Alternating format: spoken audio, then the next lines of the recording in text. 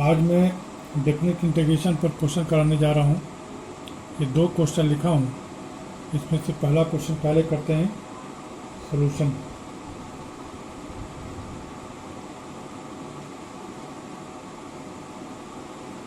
Integration 1/3 to 1 x minus x cube whole to the power 1/3 upon x to the power 4 dx। इसको हम लिख सकते हैं limit 1/3 to 1, और इसमें हम x कॉमन ले लेते हैं, तो x कॉमन ले लेंगे तो हो जाए 1 minus X square, 1 minus X square, और पूरे पर 1/3 का पावर है ये अभी,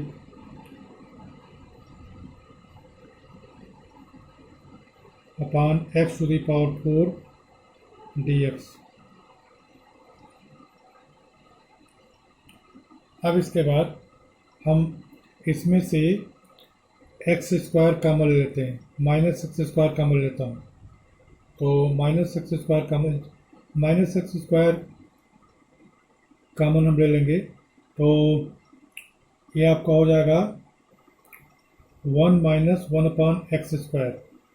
तो इसे हम लिख सकते हैं -1 to 1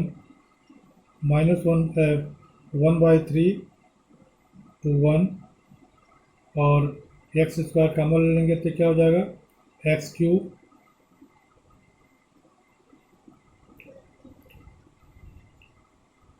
क्यूब कॉमन हो गया, और ये आ गया 1/x² -1 और होल टू दी पावर 1/3, और डिनोमिनेटर में x टू दी पावर 4। अब इसको dx, अब इसको हम लिख सकते हैं इसको इससे बाहर करेंगे तो ये हो जाएगा 1/3 to 1, और ये इस 1/3 के पावर से बाहर करेंगे तो यहाँ हो जाएगा x, और इसे हम लिख सकते हैं x to the power -2, x to the power -2 -1 और होल टू दी पावर 1/3, क्योंकि इस एक्स क्यूब को हम इससे बाहर कर दिए हैं, तो एक्स क्यूब पर 1/3 का पावर लगा दें, कितना हो जाएगा x हो जाएगा upon x to the power 4 dx। अब इसमें हम लिख सकते हैं 1/3 to 1 की लिमिट, और इस x से यह कट जाएगा तो हो जाएगा x to the power -2 -1 whole to the power 1/3 upon x cube बचेगा, एक्स क्यूब, या इसे हम लिख सकते हैं एक्स क्यूब dx। अब इसके बाद हम एक्स टू दी, इसको थोड़ा चाहिए सिंप्लीफाई कर लीजिए, अब इसे हम लिख सकते हैं 1/3 to 1 के लिमिट, और x टू दी पावर -2 -1 और x to the power -3 dx। अब हम इसमें x टू दी पावर -2 -1 को t मान लेते हैं, पुटिंग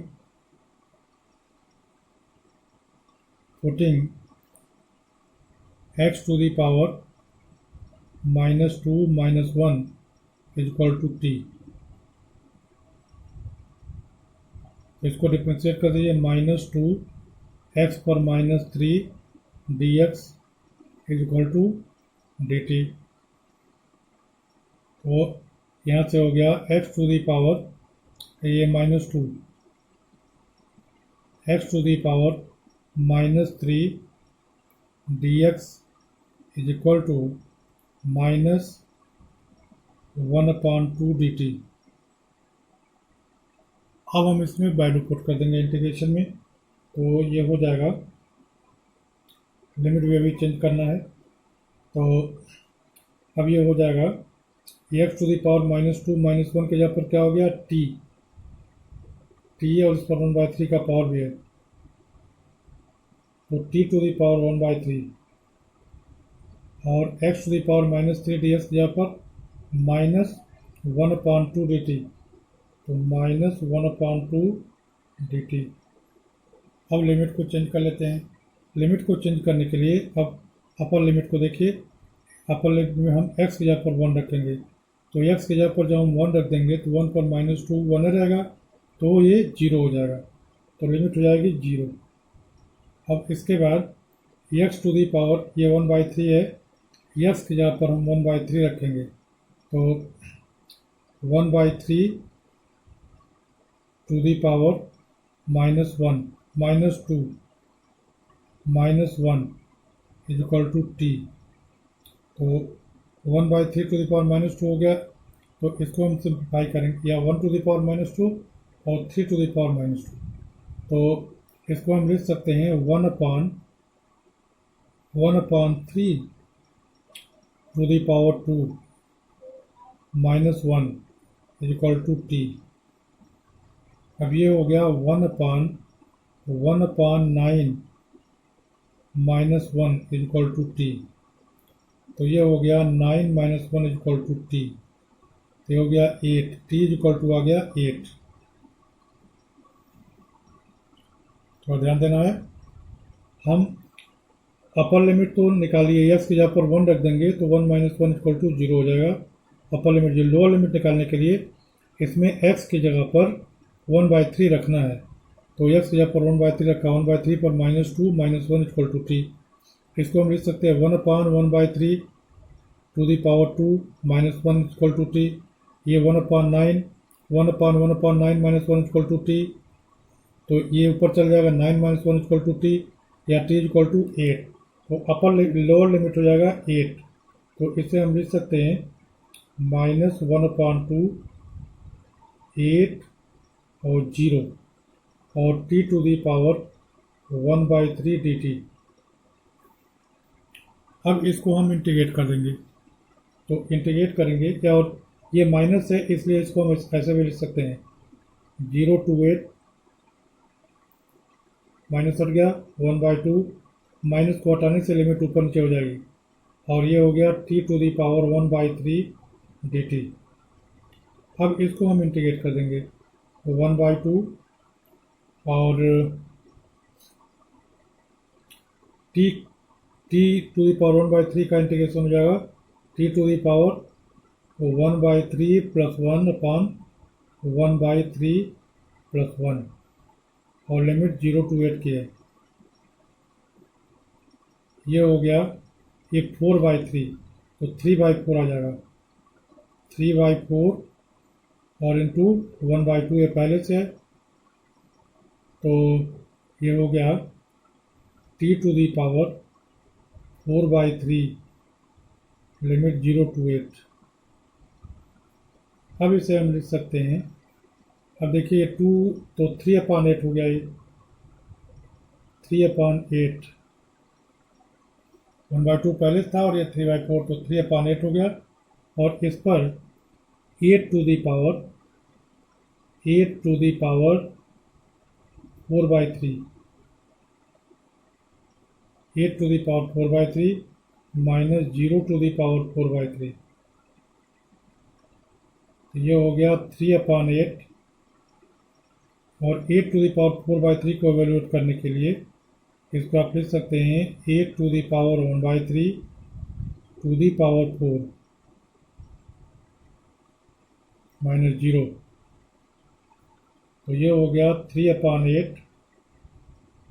और यह 1/3 2 हो गया, 2 पर 4 16 हो गया, 8 पर 1/3 2 हो जाएगा, और 2 पर 4 16, तो अब ये से हम लिख सकते हैं 6, ये 8 1 जा 1 और 8 2 जा 16, तो 3 2 जा 6,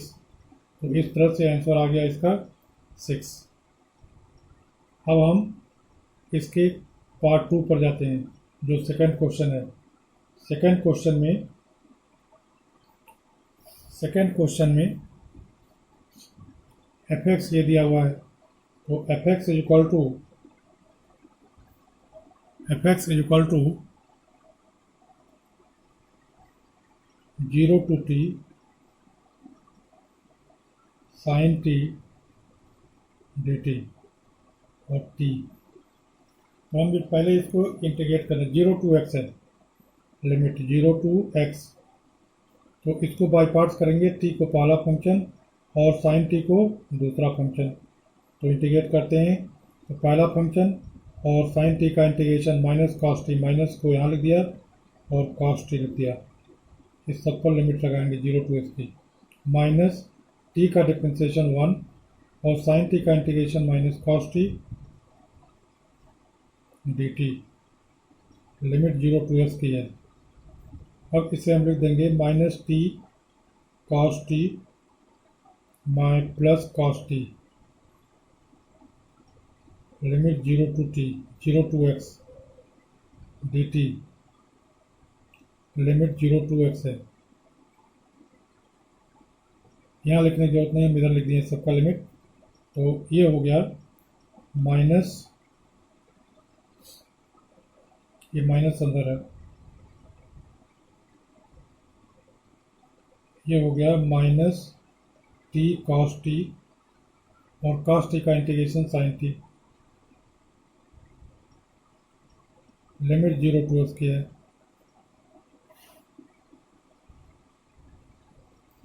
ये पहला फंक्शन t और cos t का इंटीग्रेशन माइनस sin t यहाँ लिख दिया, और फिर t का डिफरेंशिएशन 1, sin t का integration minus cos t dt, पूरे की लिमिट 0 to x है। अब इसके बाद माइनस t cos t वैसे ही है, और ये cos t का इंटीग्रेशन हो जाएगा sin t। अब लिमिट रखेंगे, t की जगह पर x रखेंगे पहले, तो माइनस x cos x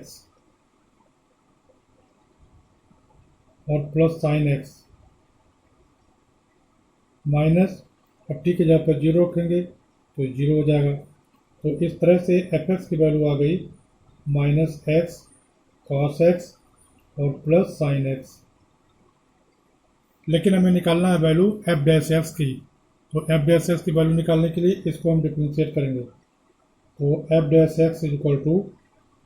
इसको बाई पार्ट लगाएंगे, पहले s का डिफरेंशिएशन कर देते हैं, अरे प्रोडक्ट लगाएंगे, पहले s का डिफरेंशिएशन कर देंगे, तो s का डिफरेंशिएशन 1 हो जाएगा, cos x हो जाएगा माइनस cos x, उसके बाद माइनस x का मल्टीप्लिकेशन, cos x का differentiation minus sin x plus sin x हो गया, और sin x का differentiation cos x।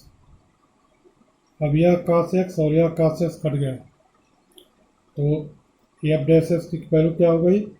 f dash x की वैल्यू हो गई x sin x। तो इस तरह से आज मैंने 2 क्वेश्चन कराए, दोनों क्वेश्चन बहुत अच्छे थे और मैं समझता हूँ कि आप लोग समझ गए होंगे। इसके बावजूद भी अगर कोई दिक्कत है, कोई प्रॉब्लम है, तो कमेंट बॉक्स में कमेंट कीजिएगा, मैं उसका वीडियो सॉल्यूशन यहाँ से भेज दूँगा। Thank you.